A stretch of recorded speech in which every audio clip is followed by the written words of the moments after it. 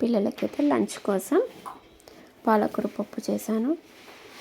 Lunch box అయితే ready చేస్తున్నా. స్కూల్కి వెళ్తున్నారుగా. Hi friends, welcome to my channel. ఎలా ఉన్నారు? బాగున్నారా? నేనైతే చాలా బాగున్నాను. మీరు కూడా బాగున్నారా అని అనుకుంటున్నాను. ఈరోజైతే బ్రేక్ఫాస్ట్ వచ్చేసి మినప వడలు చేస్తున్నా. ఇక్కడైతే పప్పుని నేను నైట్ నానబెట్టుకొని మార్నింగే రుబ్బుకున్నాను. ఇందులో సోడా, సాల్ట్, జీలకర్ర, కరివేపాకు, క్యారెట్ ముక్కలు వేసి అయితే కలుపుకుంటున్నా. బ్యాటర్ మంచిగా ఉందా లేదా అని చూడడానికి ఇక్కడ ట్రాన్స్పరెంట్ గ్లాస్లో వాటర్ తీసుకొని కొంచెం పిండి వేస్తే పైకి వెళ్తే బ్యాటర్ మంచిగా ఉన్నట్టు, వడలు కూడా బాగా వస్తాయి అన్నట్టు అర్థము. ఒకసారి ట్రై చేసి చూడండి. ఇక్కడైతే వడలు వేసుకున్నాను. పిల్లలకైతే బ్రేక్ఫాస్ట్ చేసేస్తాయి. ఈరోజైతే చట్నీ కూడా అల్లం చట్నీ చేశాను. పల్లి చట్నీ అయితే చేయలేదు.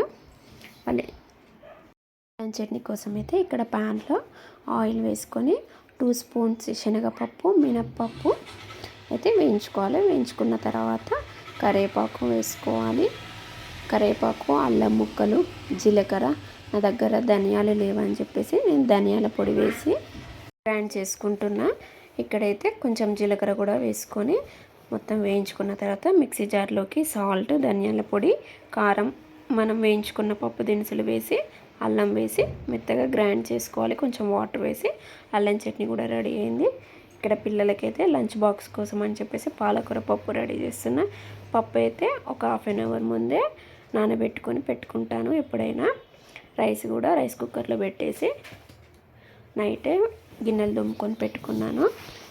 పప్పు అయితే కడిగి హాఫ్ అన్ అవర్ నానబెట్టుకునే లోపు రైస్ అవుతుంది. ఇక్కడ పాలకూర అయితే కట్ చేసుకుంటున్నా.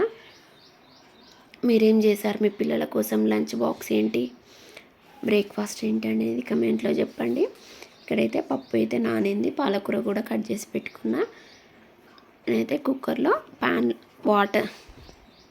కుక్కర్లో ఆయిల్ వేసి జీలకర్ర, ఆవాలు, పచ్చిమిర్చి, కరివేపాకు, ఎండుమిర్చి వేసి అయితే వేయించుకోవాలి. తర్వాత పసుపు వేసి పచ్చివాసన పోయే వరకు కలుపుకొని తర్వాత అయితే పప్పు వేసుకోవాలి.